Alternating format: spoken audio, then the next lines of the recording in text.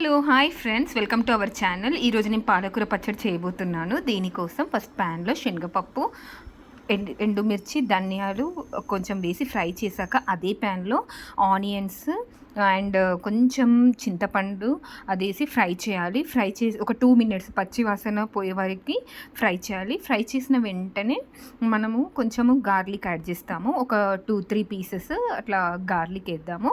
So garlic వేసి అది కూడా ఫ్రై చేసి ఒక మిక్సర్లోకి తీసుకోవాలి. మిక్సర్లో కొంచెం సాల్ట్ యాడ్ చేస్తున్నాను. సో సాల్ట్ యాడ్ చేసుకున్నాక ఇంకా నేను అదే ప్యాన్లో పోపు వేసుకుంటున్నాను. లైక్ ఆవాలు జీలకర్ర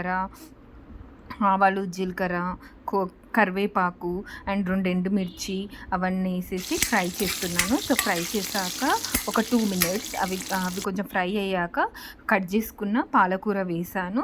సో పాలకూర ఒక 2 మినిట్స్ 3 మినిట్స్ మగ్గాక ఆ గ్రైండ్ చేసుకున్న పేస్ట్ మనం దానిలో వేయాలి. వేసాక ఒక 2 మినిట్స్ టు 3 మినిట్స్ మంచిగా కలబెడుతూ ఉండాలి. సో కలబెట్టాక ఒక 3-4 మినిట్స్ తర్వాత ఒక లిడ్ క్లోజ్ చేసి ఉంచాలి. ఆ తర్వాత టోటల్గా పాలకూర మంచిగా నీట్గా మగ్గిపోతుంది. సో మగ్గిపోయాక ఇలా ఉంటుంది చూడండి. సో చాలా ఎంతో రుచికరమైన పాలకూర పచ్చడి రెడీ.